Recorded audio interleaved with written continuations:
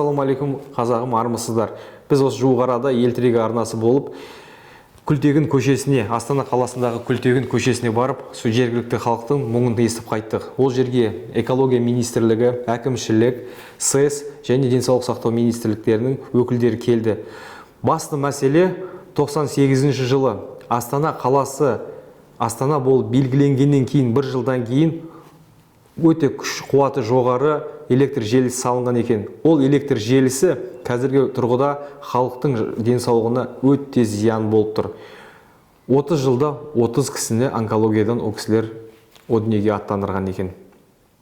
Өте ауыр жағдай. Және де әр үйде ауытқуы бар балалар туылып, қазіргі инвалид балаларды тәрбиелеп отыруға мәжбүр сол жердегі халық. Сатуға немесе басқаша оны қолдануға мүмкіншілік жоқ. Үкіметтің, биліктің уәдесі бойынша сол электр желісі түскеннен кейін, сол жерге салынғаннан кейін адамдардың бәріне ақша беріп, сол жерден көшіріп, басқа баспана тауып беруге кепілдік алған екен. Бірақ уәдесінде тұрмағандықтан халық зардап шегіп жатыр. Сіздер біздің барып түсірген материалды көріңіздер, өз тұжырымдарыңызды жасайсыздар, лайк қойыңыздар. Әр қойған лайктарыңыз 10 адам көруге мүмкіншілік береді. Көп адам көрсе, сол жердегі айқайлап жылап отқан ағайынның мәселесі шешіледі деген сеніміміз бар. Ал кеттік, біз бастаймыз. Считается вот здесь, где по АБА Интерконтиненталь здания. Это приказ. Крупные были. Оттуда выйдут питание. То есть получается, там в Акимате нам даже конкретно не хотят или скрывают. То есть эта линия не на балансе государства? Они сказали, что это идет на частной Акмолинской области. Ага. Хотя это, извините, мы находимся в городе, это черта города. Мы находимся в черте города, в центре города на сегодняшний день. И здесь везде целевое назначение ИЖС, индивидуальное жилищное строительство по земельному кодексу, статья 50. И они, несмотря на то, что у всех у вас были законно оформлены документы, здесь акт на землю всех все есть, они пришли, поставили эту линию. В связи с тем, что здесь будет полностью отвод земель, произвели на снос. По статистике уже 30 документативного по поликлинике первых все собрали. Ага, то есть 30 человек уже заражены. Их нету уже. Их нету? Их нету. То есть эта линия съела 30 человек, граждан Казахстана, за эти 30 лет. Заболевания онкологии, они умерли. 30. И самый последний ответ, который дала власть, Акимат.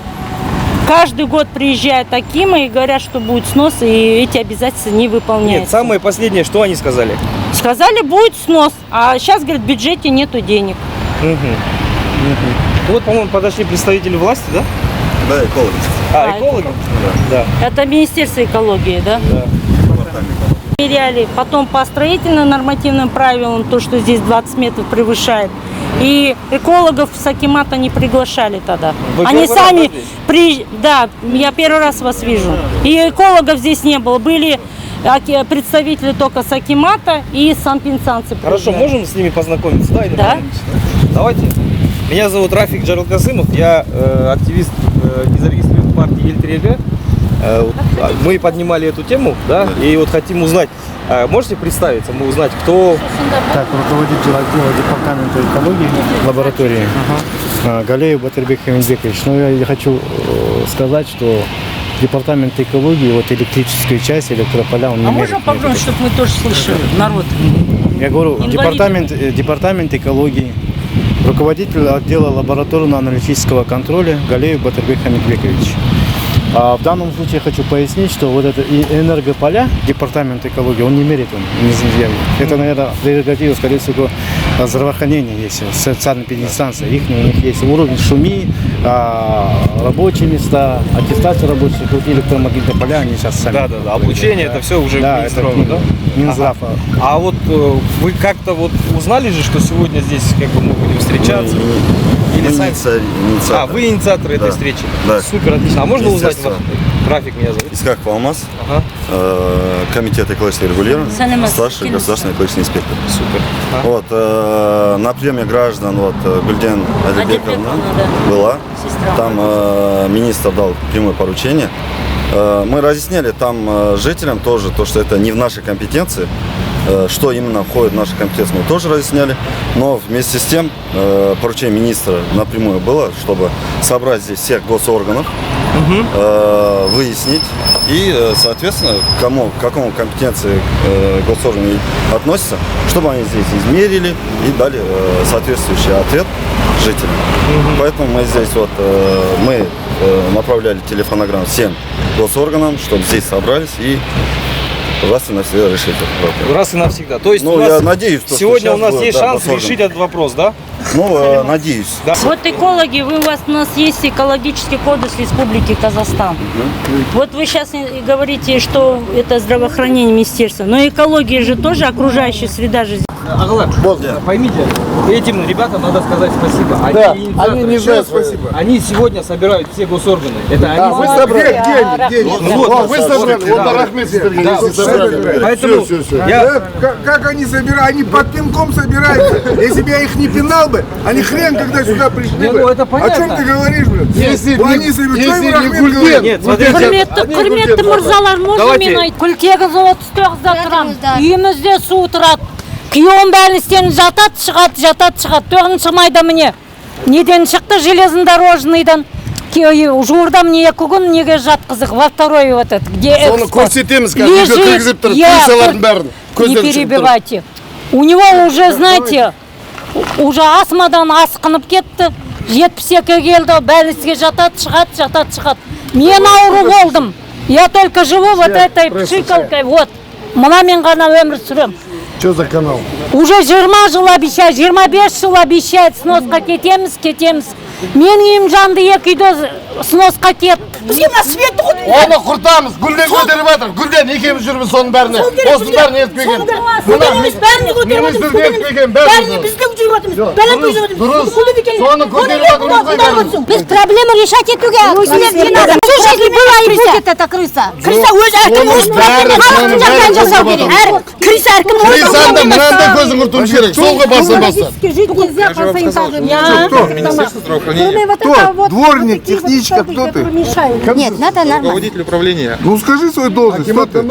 Комитет санэпидконтроля. По своей компетенции мы будем отрабатывать данный вопрос. Ауырмайтын адам жоқ. 100 адамның бары 75% ауырады. 100 адамнан 75 ауырады. Бәріміз онкологиямен ауырамыз. Бәріміз учетта тұрамыз. Соны көріпсіз бе? Біз микробулканың ішінде тұрмыз. Адам өмірі қалай зиян екен. Адильбековна. Вот, она к нам приходит. Вчера она буквально тоже на приеме была. Вот она. Вы кто? Сегодня на комиссию в 3 часа пригласили, получается, Министерство здравоохранения, Департамент санитарно-эпидемиологического контроля, я представитель. Значит, акимат района Байконур должен здесь присутствовать, Министерство экологии, Министерство энергетики. Где? Комиссия Здесь. Комиссия назначена на 3 часа, на 15:00. Вот сейчас сколько времени? Мы уже стыдно давно. Анкола выключите, ведь вы не стыдно. Мы не будем знакомиться. Я бы сказал,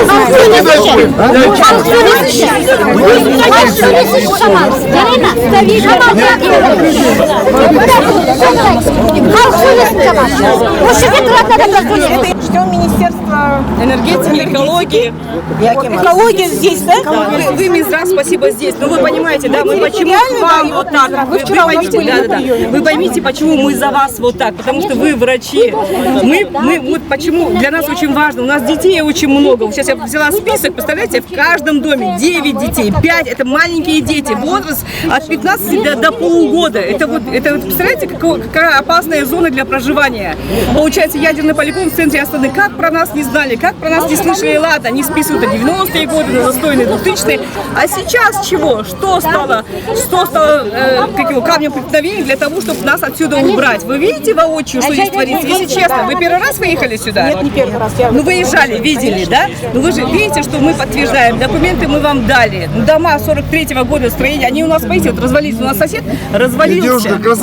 Сейчас мы должны услышать тогда представителей местных исполнительных органов акимат района Байконур, что они нам скажут. Министерство энергетики, которые должны дать свое заключение и должны были соблюдать нормативы, когда проводилась эта прокладка этих высоковольтных линий над жилыми домами. Да. Все, поэтому надо немножко... Я директор департамента Национального центра общественного здравоохранения. Моя фамилия Токбергенов. У меня стоит задача научно обосновать вот влияние этих как они на вас действуют? Действуют они или нет? Уже давно есть. Действует это.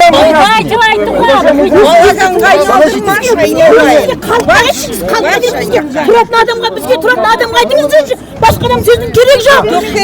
Біздің жағдайымыз шешілсін. Басқа блогерді керек емес бізге. Біздің халықтың жағдайы керек. Блогердің жағдайы емес. Блогердің айтып бізге. Да. Вот я вам говорю, значит. Ага, говорите. Слушай. В Казахстане методики, которая оценивает риски, нету. Есть международные. Вот согласно международными рисками, заболеваниями, именно вот, если выше, допустим, 300 там, килогерц, до 300 килогерц, значит, считается выше средней нормы. Если вот провели 5 этих измерений, из этих 5 2 являются с превышением предельно допустимых уровней, вот, это говорит, что это уже выше нормы. Выше нормы. Да. Поэтому, но надо эти исследования провести методически правильно, понимаете? Теперь, значит, пока вот эта методика, международная методика, она у нас в Казахстане не действует. Законно она не подкреплена. Мы сейчас над ней работаем. Так что, казахам не рожаться, что ли, теперь? Нет, ну, вы мне дадите сказать. Я говорю, на самом деле, что есть? Если выше 300 килогерц, вот, тогда возникают заболевания. В основном заболевания головного мозга, онкологические, и заболевания системы кроветворных органов. Вот. Это лейкозы, миеломы там, и так далее. Вот.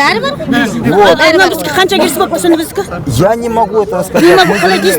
Нет, подождите. Значит, есть просто у меня пока такие данные, что 2 вида исследования были с превышением предельно допустимых уровней.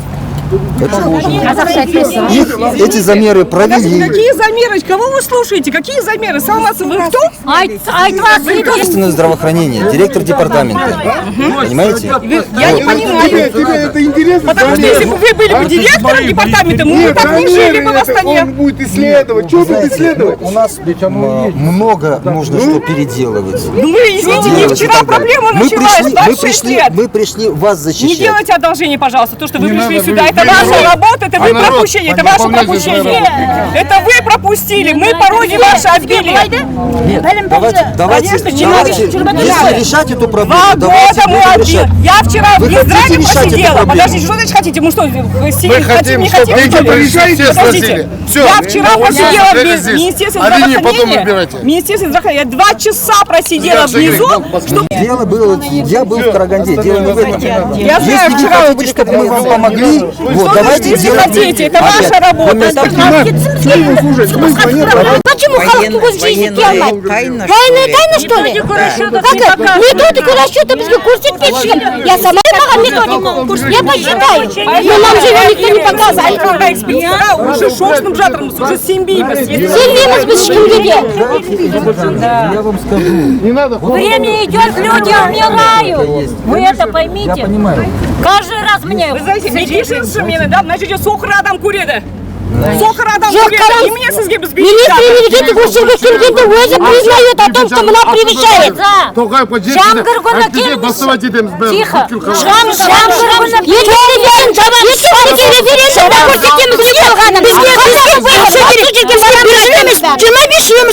ауырмайтын жеріміз жоқ. Енді керек жоқпыз ба? Бітті.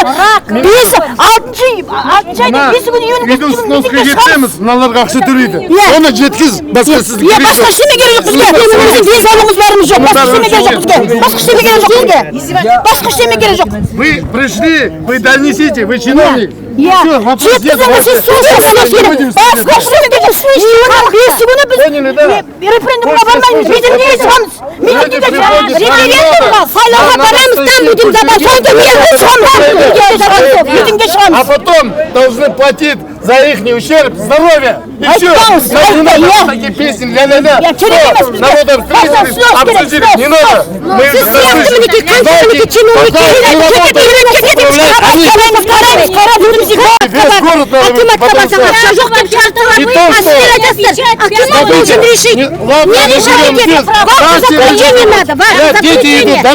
решайте. Не дали? Ничего не дали. Они нам министр экологии осында келгенде превышает. Что еще надо? Так не керек одан басқа. Давайте таким образом, да? А линия потом Мы разберемся. успокоимся, давайте, да? И это Да, мы уже не можем, потому Вас как звать? что... Жақсы, не сисал. Либо деньги, либо забастовать надо. Все, не бойтесь никого. Видите, ага, убрали. Как вы можете вообще говорить? Это какой-то цинизм. Мы требуем. Да у вас цинизм. Я просто диву даюсь. Я вам не говорю, Вы хотите? что вас здесь Вы убрали. хотите? Не Вы надо об этом хотите? говорить. Мы требуем, чтобы нас Давайте, давайте мы спокойно, да? Ал спокойно, айтақшал, айтыңыз, не істейсіз? Спокойно, его послушаем. Можно? Давайте послушаем, что он скажет. Вот Взрослый у вас должно быть коллективное обращение. Да вы знаете, сколько? Подождите, пусть говорит. Человек подписімен апарып берді, личный өзім бар менде.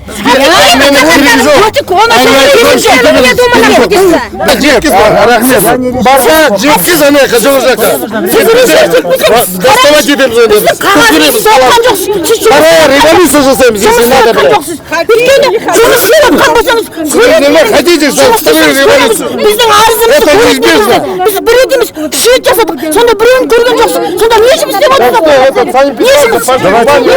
Давайте так. Зачем вы пришли? Я понять не могу. Послушайте, пожалуйста. Лекцию читать, лекцию читать. Смотрите, олар мінекей барлығы мінекей. Подождите, послушайте. Чем? Тем, что допустим, над чем я работаю. Вот я работаю именно по научному обоснованию для электромагнитных полей. Да это уже Обосновано уже. Доказано уже. Вам эта помощь нужна, понимаете, квалифицированные специалисты. Я помогу. Нет, где вы находитесь вообще? Улицу 3 раза меняли. Нет, где именно? Скажите про улицу. Переименовывали 3 раза. Где организация находится? Да. По Сейфуллина 4-8. Да мы уже каких только не прошли. Где мы только не были? Бізде бармаған жеріміз жоқ.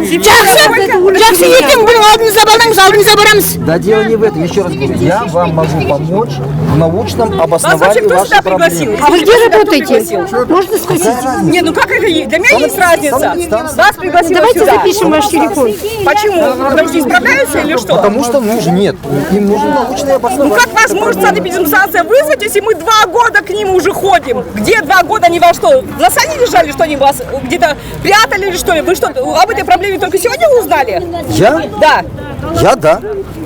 Это 2 года вам не говорили. А кто вас конкретно Я позвал? просто, я Санэпидемстанция? за это не отвечаю, понимаете? Можно Я вам записать ваш пришел телефон? Ну как вы не отвечаете, если вы директор института, как я поняла?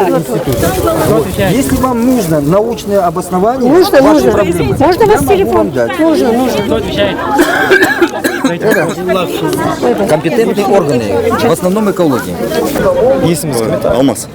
Алмас, мына жерде көрдіңіз, біздің жаңа сөйлесіп жатқанымыз бұзылып кетті, мына жерде халықтың ашу деген ызасы 30 жылда жиналып қалған. Сондықтан енді ары қарай не болады бұл? Енді біз негізі мында әкімдіктен адамдар шақырған едік және энергонадзор, энергетика министрлігінен. Бірақ олар бүгінге білмеймін қандай себеппен келмегенін. Енді қазір сол, как говорится, түсініктеме алуға тырысамыз, не үшін келмеген, и мүмкін болып жатса екінші рет келіп, енді уже сол мемлекеттік органдардың өкілдері болатындай. Енді тағы бір сұрақ қазір міне сіз өкілдіктермен сөйлестік, олардың айту бойынша заключение бар деп тұр.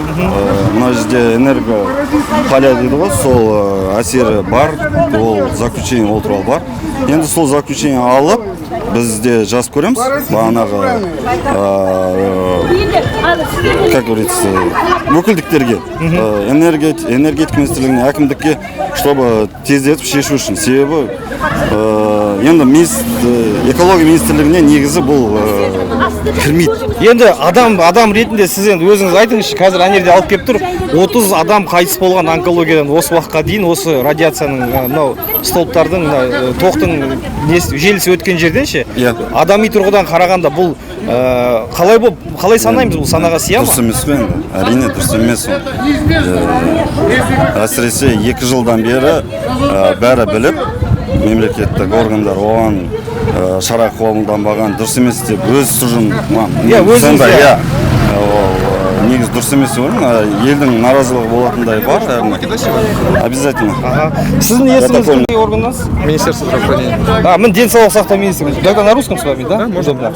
Вот смотрите, здесь за 30 лет этой проблемы вот показывают у представителей санэпидстанций 30 заключений о смерти по онкологии. Что вы скажете? Это что можно, как с этим жить местным? Ну, здесь в первую очередь нужно, видите, на сегодняшний день Министерство здравоохранения эта работа проводится именно в части установления связи в данном районе, связи заболеваемости онкологической в сравнении с общегородской заболеваемостью.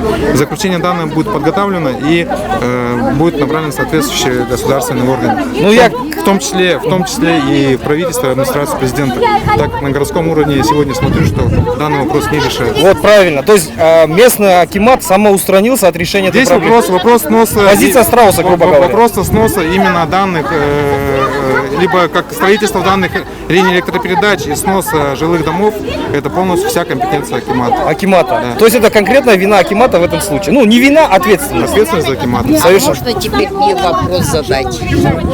Как жительница этого района, этого дома. Вот смотрите, вот стоит, снимите, пожалуйста, вон тот столб. Возле этого столба я живу с 4 внуками, с сыном, со снохой. Вот представьте, сколько мы ходим, да, вы сносу не подлежите, говорят. Это правильно? Вот можете сейчас пройти, снять именно мой Мы сейчас дом, пойдем. мой дом, Да. и показать. Давайте посмотрим. Да. Заключение имеется в виду в первую очередь, что есть требования, которые необходимо соблюдать, в том числе и Какие требования? требования по запрету размещения линий электропередач в жилой зоне, да, либо наоборот, что Запрет. в жилой зоне размещения данных линий электропередач. Поэтому в данном случае это прямое нарушение именно по строительству этих данных линий, так как ваши дома были построены ранее. У меня дом построения 56-го года. Хорошо. Теперь, что будет дальше? Вот мы сможем в обозримом будущем решить этот вопрос? Я считаю, что данный вопрос необходимо решать всем комиссионно в лице какого-то отдельного определенного государственного органа. Данный вопрос не решится. Здесь должна быть инициатива как акимата, также и заинтересованных государственных органов, как Министерство энергетики, так как в части размещения этих данных линий передач, также Министерство здравоохранения в части влияния на здоровье данного размещения линий электропередач, понимаете? А чисто Министерство здравоохранения данный вопрос не решит. Ал, құрметті көрермендер, қазір біз мақтаныш болған жаңа Қазақстанның судай жаңа астанасының ортасында халықтың қалай тұрып жатқанын көреміз. Мыналар істемейді өтір. Әне, акмер қажет қалдыс білер түсіп қойып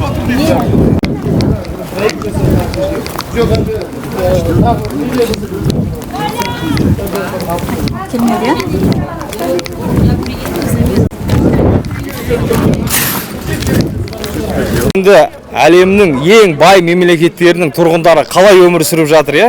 Мынау тоқтың мәселесі әрине үлкен өршіп тұр. Бірақ жай ғана үйді көрейікші, қазақтар қалай тұрып жатыр. Мына жерден Ақордаға дейін 5 шақырым ғана жер. Міне Вот сейчас.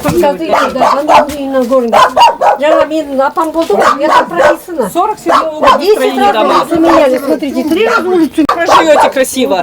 Вы представляете, что нам говорит Строчков? Зайдите в мынау қай жыл соғылған үйден? 47-ші жылы соғылған үй. А Строчков, директор департамента по сносу, который занимается, он говорит, что 47-го года? Да ничего, еще потратите, лет 50 еще поживете. Мазақтап жатыр ғой. Мазақтап жатыр кекеті бізді. Қазір адамдар ішінде тола, сондықтан қазір адамдар шыққан кезде көреміз. Мінекей, мынау тұр, міне столб қасында тұр. Жаңағы санэпид нормалардың несі ешқандай берді не қылмаған. У меня 4 детей. Сколько? А внуков 14. Вы Но представляете? они все поуходили отсюда, потому что жить невозможно. Это в 5 километрах от Акурды. Центр автомобиля. Да. Вот. қиын жағдайы бұл халықтың, бұлар бұл жердегі жерін сатып, үйін сатып кете алмайды да. Өйткені бұл жерден ешкім үй алып тұра алмайды. Сондықтан бұлардың күнделікті өмірінің жағдайын түзету мүмкіншілігі мүлдем жоқ. Ақордадан 5 километр қасында тұрса да өз жағдайларын жасай алмайтын шолақ халық болдық біз. Как можно здесь жить? 14 внуков, 4 детей. Вот, представляете, это наше поколение, это наше будущее. Если наше будущее в таких условиях мучается, вы представляете, что нас ожидает? Не надо отвлекаться. Кеш, на жердь түсірші. Да, давайте по существу разговаривать. Не надо отходить от темы. Вот он снял квартиру, ушел. Вот на поддонах спят. Мінекей, поддонға ұйықтайды, төбесінен су тамып тұрады. Енді мына жерге жазып қойған ат-тахияту лиллахи. Қай жерде жатса да қазақ әйтеуір өзінің дінін сақтап. Мінекей, міне санэпид норманың қайсысына сәйкес келеді екен мынандай үйде тұру. Ал мына жерге енді төтенше жағдай министрлігіне, төтенше жағдай агенттігіне сұрақта. Адамдар мұжылып өліп қалуы мүмкін ғой ерде. Баяғыда Астанада Все қойылған дүние, потому что потолок чуть не рухнул. 21 жылдың күзінде қойылды ғой, Да, как 21? Қазір 22 ғой. Да, 21-дің күзіне қойылды. Қазір 22 жыл екен ғой, иә. Сондықтан бұнадан қорқып балаларымыз көшті. С каждым годом вот осадку дает. Видите? Вот. Каждый год осадку дает. Надменно говорите, хотите, не хотите. Лауазымыңыз қандай? Есіміңіз, ат жөніңіз? Біз журналистерміз ғой. 2 года. Әкім орынбасары боламын, Досқан Тұяқбаев. Есім Рафик. Вот, аха. Мерден барлығы сіздерді күтіп отыр. Мынаның бәрін не қанға? Мерде облучение болып отыр екен. 30 адам қайтыс болды. Оны естіңіздер ме? Оны айтылған, я сөзсіз заключение. Сөзсіздер өз заключение айтсын қорғандыларын. Қайтыс адамдар не үйдің қайтыс болды. Сіз айтады, бұлар біз айттық дейді сіздерге акиматқа. Ол мен изучениесін, ол недерін білмеймін. Хат түсіп қойыпты ғой сіздерге. Хат түсіп қойыпты. Айттыңыздар ғой сіздер, да? Вы сами заключение. Проблема понятна, известна, да, всем уже. И городу известна, и неоднократно у нас были, и обращения поступали. Вот мы организовывали мониторинг, мы рассматривали нормы, и были заседания в акимате по поводу решения вопроса, да, вот по поводу со стороны компетенции акимата я сейчас не могу комментировать, да, я думаю, акимат сами скажет. Но вы письмо спустили? Конечно, да, и на имя замакима, из акима города направлялись письма, и тут решение должен находить уже в отношении, если сноса, то компетенции Министерства здравоохранения в этом нет. Мы на страже здоровья, нам важно, чтобы соблюдались нормативы. Но вы дали письмо о том, что это не соблюдается. О том, что да, не соблюдается, это по поводу вообще размещения жилых домов под высоковольтными линиями. Вот новый норматив вышел, и там конкретно уже прописано. Вот новый норматив, который вот именно вошел в силу вот в январе месяце 2022 года. Уникальная ситуация. Вот два юридических лица внутри государства, как санэпидстанция, спустила письмо, оно дошло до акимата. Что скажет акимат? Нет, мы сейчас этот вопрос знаем, да. Приходил тогда министр. Я сейчас за комитет замминистра не могу отвечать. Он сказал, что до конца следующего года вынесет вот этот ЛЭП. Министр сам, Чулаков приезжал. Да. Ну, да, действия акимата. Да, вы будете теперь ждать министра? Нет, мы сейчас проект разрабатываем. Сейчас на СНГ мы тогда министр сказал, что этот вынос сетей будет. Сейчас начали работу по оценке, и управление топливно-энергетического комплекса уже разрабатывает проектно-сметную документацию. То есть сноса не будет? Они все равно твердят свое. Не, подождите, ответ.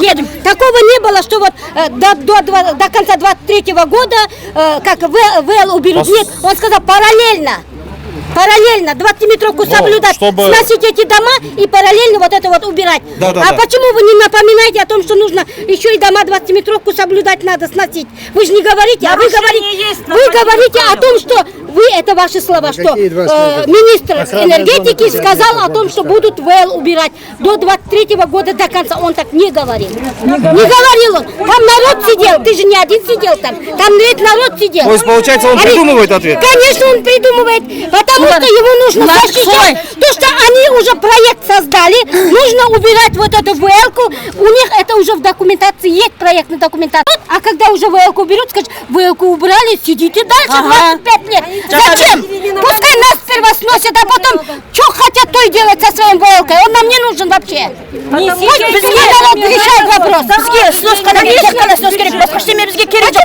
Біз өткенде айттық. Кричите, бізге 25 жыл болды. Бізге 25 жыл, 1 жыл болған 25 жыл. Ареттің ақшасы ма? Министр энергетика, вы искажаете. Ол бұл ареттің ақшасы емес керек. Өкіметтің ақшасы емес. Бұл өкіметтің ақшасы, химаттың ақшасы. Бұл жеке меншік. Сендер халықтың жасайсың, сендер біреудің қалтасын емес. Біреудің қалтасын емес. Халықтың жағдайын жасам керек. Сен атағы ареттің жағдайын жасайын деп осындар. Ақшаны соған берейін деп осындар. Мына халықтың ойламайсыңдар? Халықтың ойламайсыңдар. Соны кетіру керек. Жұмыс істейді. Ақшаны табады. Соны бұлардың ойлары. Үстен ақшаны табады. Мына жерде үші кетті сносқа. Бізге қатасы жоқ. Қатасы жоқ. Үшіге ақша жіберді. Үстінен шапқасын алды. Шапқасын алды. Ол үшіде орда не істейді басындар? Ол үшіде орда не істейсіңдер? Ол үшіде орда не істейсіңдер? Сносқа жібердіңдер. Сносқа жібердің ма үшіде орда не істейсіңдер? Айтшы.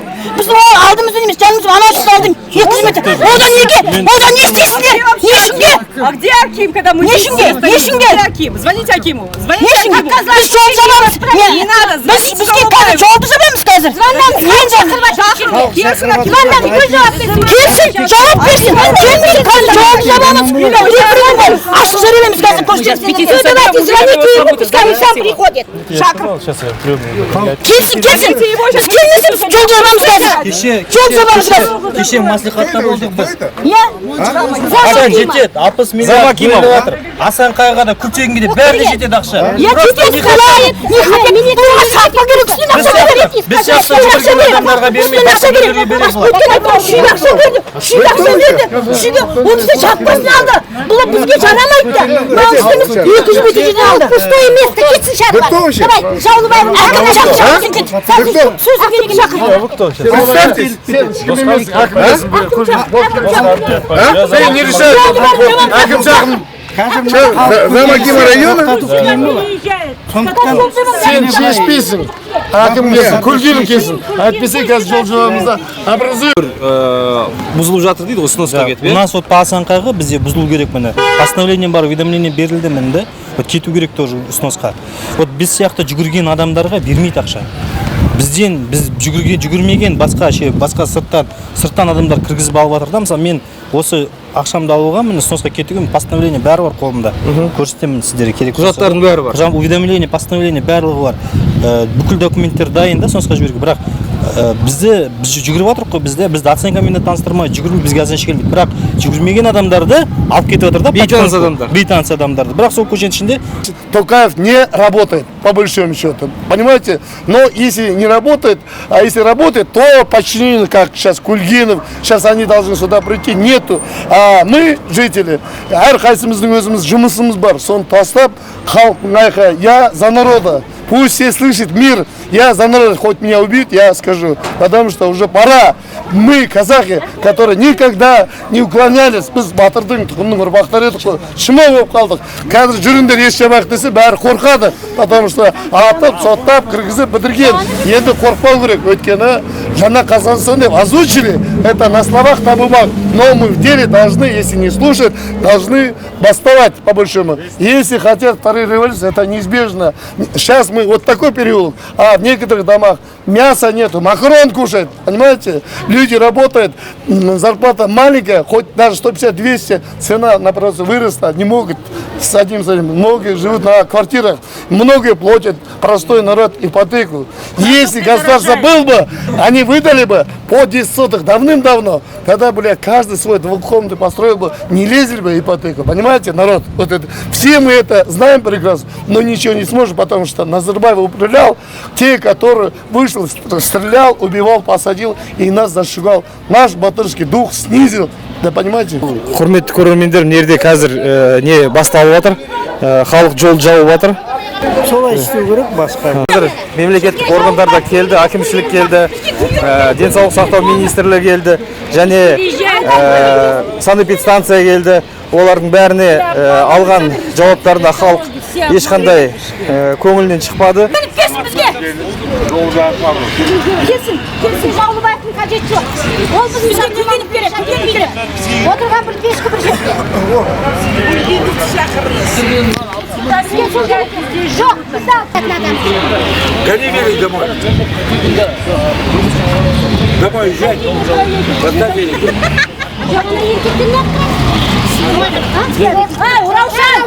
мінекей қарадыңыздар, Астана қаласы мінекей мына жерде неше түрлі мемлекеттік органдардың қызметкерлері, полиция қызметкерлері. біреуді ғана неткізіп қойып Подполковник мырза, қазір қандай шара қолданайын деп жатсыздар? Қазір біз бұл жерде бізге Мен Құдай берген болады. қайрат болады. Так, былай істейік. Мынау біздің предупреждение. Келесі жолы полностью көше шығатта жабылады. Мен сізге ескерту. Пока мы представитель. Енді қараңыздар, біз полиция қызметкерлері бұл жерде қоғам тәртіпті қамтамасыз етеді. Біз немен бұзып жатырмыз ба? Енді сіздер келесі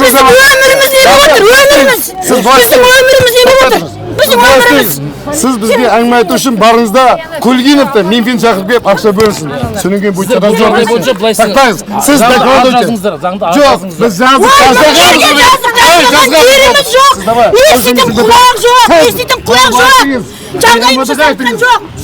сіздің жұмысыңыз пусть Минфин Кульгинов келсін асында. Это предупреждение. Мінекей көріп тұрсыздар, барлықтарыңыз Фейсбукқа басқа парақша.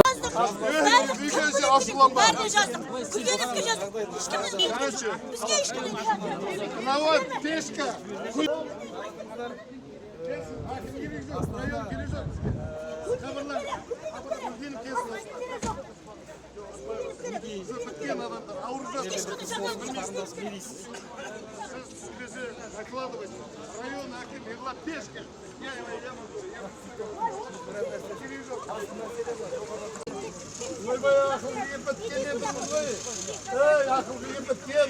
Детский не спать нельзя.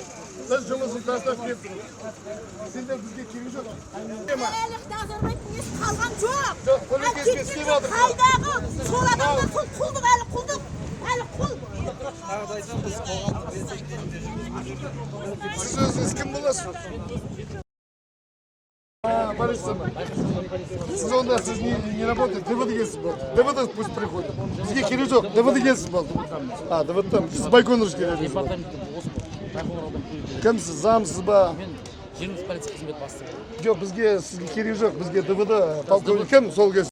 Атырауский, какого он говорит, ну я же сказал, а какая говорит наша разница, я говорю, езжай там в Атырау уже ебайся, он говорит, ты че ебать, я говорю, бля.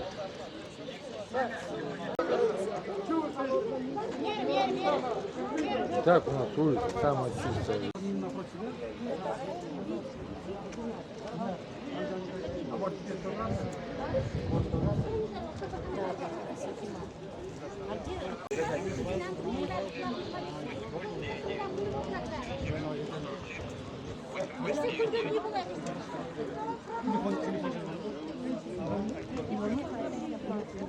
Полиция қызметкерлері келіп мәселені ушыққан себебі Жолдан былай тұрайық, жолдан.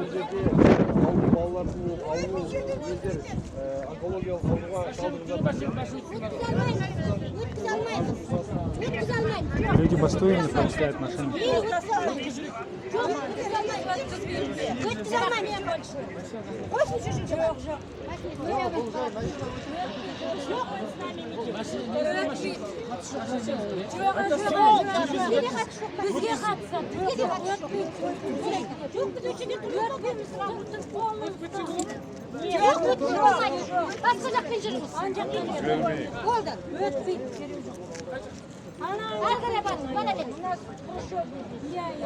Халық не үшін түрде әуелі сұрамыз, не үшін түрде?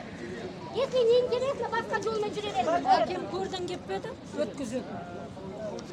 Біздің немізді не решает, мы так будем теперь.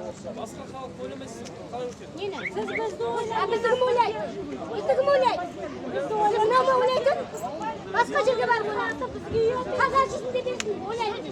Директорда вообще басқа жерге. Соны айтады. Ана номеріне қарап құтылады. Кет қарайды. Маған пайдасы жоқ машина. Пусть продадут и дом купят. кешке барамыз ба бармаймыз ба деген күмәніміз бар, бірақ бағамдан сіздің светінде радио жарылқасын Қоскүлтегі көшесінде телефонымыз отырып жатыр, бірақ мүмкіншілігінше Мен қазір МВД-ға звондадым Ержанға. Пусть позвонит, пусть генерал придет. Сіз келмей қойыңыз, сіз шеше алмайсыз. Мінекей жағдай Инфраструктура в твоем понимании. Строительство, инженерные сети, это все вопросы инфраструктуры, все, что связано с инфраструктурой. В первую очередь это люди, благосостояние, качество жизни, улучшение, а не вот эти ваши коробки и трубочки. Где ваши движения все? Где вот вы сидите, работаете? Где? Где ваша социалка, где входит? Я раз что сказала? Придите в каждый дом, посчитайте, сколько детей. Говорила, где? Сказала, я с вами вместе пойду. Было такое? Я предлагала, вы пойдемте вместе. Вижу, сейчас полна домик бери. Бірге істейік дейді. Вот сейчас я считаю, я диву даюсь. Бір үйде 14 немере, 12 немере, 4-5 балалар безіп жүр көшеде. Оны кім айтады сендер айтпайсыңдар? Акым қайда біздің акым? Қайда ол? Келе жатыр ма? Жоқ, келеді деген не ол? Қайда? Қанша уақытта келеді уже? Күтіп жатыр мына жерде. 2 сағат болды ғой? Мен әкімге айттым, әкім келеді. Акым мына жерде болмаса кім болады мына жерде? Келеді әкім қазір.